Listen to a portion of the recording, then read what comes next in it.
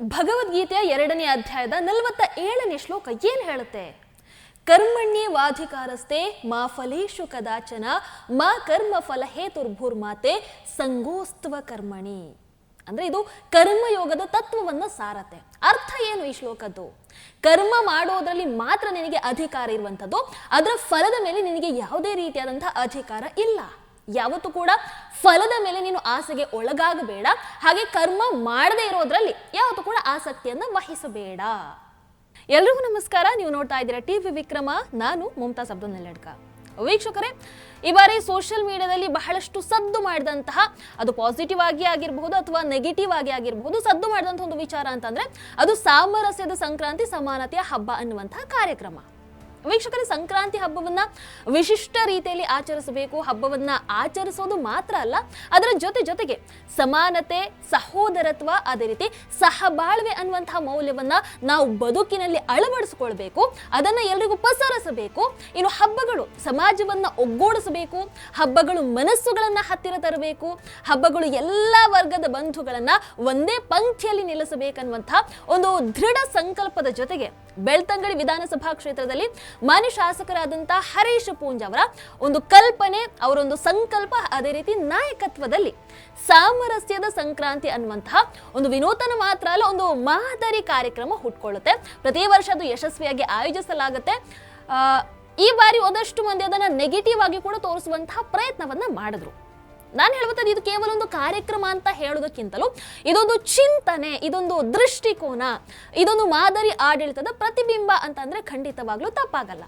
ಹಾಗಾದ್ರೆ ಏನ್ ಮಾಡ್ತಾರೆ ಈ ಕಾರ್ಯಕ್ರಮದ ಮೂಲಕ ಅಂತ ಅಂದ್ರೆ, ಅವರ ತಾಲೂಕಿನ 48 ಗ್ರಾಮ ಪಂಚಾಯತ್, ಅದೇ ರೀತಿ ಒಂದು ಪಟ್ಟಣ ಪಂಚಾಯತ್ ವ್ಯಾಪ್ತಿಯ 129 ಪರಿಶಿಷ್ಟ ಜಾತಿ ಕಾಲೋನಿಗಳಿಗೆ ಅವರು ಭೇಟಿಯನ್ನ ನೀಡ್ತಾರೆ. ಅಲ್ಲಿ ಇರುವಂತಹ ಮನೆಗಳಿಗೆ ಭೇಟಿಯನ್ನ ನೀಡಿ ಅಲ್ಲಿ ಹಿರಿಯರಾಗಿರಬಹುದು, ತಾಯಂದಿರಾಗಿರಬಹುದು, ಮಕ್ಕಳ ಜೊತೆಗೆ ಮನೆ ಮಗನ ಹಾಗೆ ಆತ್ಮೀಯವಾಗಿ ಸಂವಾದವನ್ನ ನಡೆಸಿ ಅವರ ಜೊತೆಗೆ ಊಟವನ್ನ ಮಾಡಿ ತಮ್ಮ ಅಮೂಲ್ಯ ಕ್ಷಣವನ್ನ ಕಳೀತಾರೆ. ಇದು ನಿಜಕ್ಕೂ ಕೂಡ ಅಭಿನಂದನಾರ್ಹ ನನ್ನ ಪ್ರಕಾರ. ಇದನ್ನ ಕೇವಲ ಒಂದು ಮನೆ ಭೇಟಿ ಅಂತ ನೋಡೋದಕ್ಕೂ ಮಿಗಿಲಾಗಿ, ಇದು ಕೇವಲ ಹಬ್ಬದ ಆಚರಣೆ ಅಂತ ನೋಡೋದಕ್ಕೂ ಮಿಗಿಲಾಗಿ, ನಾವೆಲ್ಲರೂ ಒಂದೇ ಸಮಾಜದ ಸದಸ್ಯರನ್ನುವಂತಹ ಸಂದೇಶವನ್ನ ಸಾರುವಂತಹ ಒಂದು ಮಹತ್ವದ ಹೆಜ್ಜೆ ಅಂತ ಹೇಳಿದ್ರೆ ಖಂಡಿತವಾಗ್ಲೂ ತಪ್ಪಾಗಲ್ಲ. ಇಲ್ಲಿ ನಮ್ಮ ಮನೆ ಮಗ ಬರ್ತಾನೆ ಅಂತ ಪ್ರೀತಿಯಿಂದ ಊಟವನ್ನ ಬಡಿಸಿದಂತಹ ಆ ಮನೆಗಳಾಗಿರಬಹುದು, ಆ ಮಗನನ್ನ ಆತ್ಮೀಯತೆಯಿಂದ ಸ್ವಾಗತಿಸಿದಂತಹ ಕುಟುಂಬಗಳಾಗಿರಬಹುದು, ಆ ಪ್ರೀತಿಯನ್ನ ಗೌರವದಿಂದ ಸ್ವೀಕರಿಸಿದಂತಹ ಹರೀಶ್ ಪೂಂಜ್ ಅವರ ನಾಯಕತ್ವ. ಅಂದ್ರೆ ಅಲ್ಲಿ ಯಾರು ಕೂಡ ಅತಿಥಿಯಾಗಿ ಹೋಗಿರ್ಲಿಲ್ಲ, ಅಲ್ಲಿ ಯಾರು ಕೂಡ ವೀಕ್ಷಕರಿರ್ಲಿಲ್ಲ, ಅಲ್ಲಿ ಎಲ್ಲರೂ ಕೂಡ ಮನೆಯವರೇ, ಎಲ್ಲರೂ ಬಂಧುಗಳೇ, ಎಲ್ಲರೂ ಒಂದೇ ಸಮಾಜದ ಅಂಗ ಆಗಿರ್ತಾರೆ. ಸಾಮರಸ್ಯ ಅಂದ್ರೆ ಏನು ಅನ್ನೋದಕ್ಕೆ ಇದೊಂದು ಜೀವಂತ ಉದಾಹರಣೆಯಾಗಿ ನಿಲ್ಲುತ್ತೆ. ವೀಕ್ಷಕರೇ, ಹರೀಶ್ ಪೂಂಜ್ ಅವರ ಈ ಒಂದು ಕಾರ್ಯಕ್ರಮ, ಯಾವುದು ಸಾಮರಸ್ಯದ ಸಂಕ್ರಾಂತಿ ಏನಿದೆ, ಇಂತಹ ಕಾರ್ಯಕ್ರಮ ಇನ್ನಷ್ಟು ಬರಲಿ, ಪ್ರತಿ ಕ್ಷೇತ್ರಗಳಲ್ಲೂ ಕೂಡ ಇದು ನಡೀಲಿ. ಆಮೇಲೆ ಇದು ಒಂದು ದಿನದ ಕಾರ್ಯಕ್ರಮವಾಗಿ ಮಾತ್ರ ಅಲ್ಲ, ಇದು ಸಮಾಜವನ್ನ ಒಂದಾಗಿ ಕಟ್ಟುವಂತಹ ಒಂದು ನಿರಂತರ ಪ್ರಯತ್ನ ಆಗಿರಲಿ. ಇಂತಹ ಜನಪರ, ಸಂವೇದನಾಶೀಲ, ಅದೇ ರೀತಿ ಸಮಾಜಮುಖಿ ಮುಂದಾಳತ್ವ ಇನ್ನಷ್ಟು ಬಲವಾಗಿ ಮುಂದುವರಿಲಿ.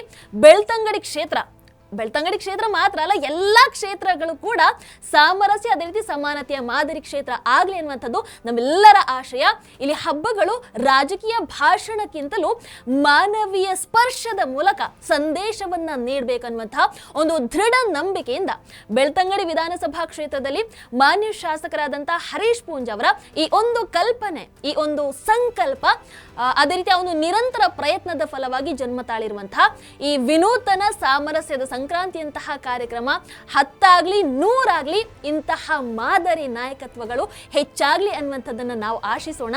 ಈ ಕಾರ್ಯಕ್ರಮವನ್ನ ಯಾಕೆ ಮಾಡ್ತಾ ಇದ್ದೀವಿ ಅಂತಂದ್ರೆ, ಇದರ ಹಿಂದಿರುವಂತಹ ಉದ್ದೇಶ ಸ್ಪಷ್ಟ, ಒಂದೇ, ಜನರು ಯಾವ ರೀತಿಯಾದಂತಹ ರಾಜಕೀಯ ನಾಯಕತ್ವವನ್ನ ಬಯಸಬೇಕು, ಯಾವ ಮೌಲ್ಯಗಳಿಗೋಸ್ಕರ ತಮ್ಮ ಮತವನ್ನ ಬಳಸಬೇಕು, ಅದೇ ರೀತಿ ಜನಪ್ರತಿನಿಧಿಯೊಬ್ಬ ಜನರಿಂದ ಮತವನ್ನ ಪಡೆದು ಆಯ್ಕೆ ಆದ ನಂತರ ಯಾವ ರೀತಿಯಾದಂತಹ ಕೆಲಸವನ್ನ ಆತ ಮಾಡಬೇಕು ಅನ್ನುವಂಥದ್ದನ್ನ ಕಾರ್ಯರೂಪದಲ್ಲಿ ತೋರಿಸುವಂತಹ ಒಂದು ಪುಟ್ಟ ಪ್ರಯತ್ನ.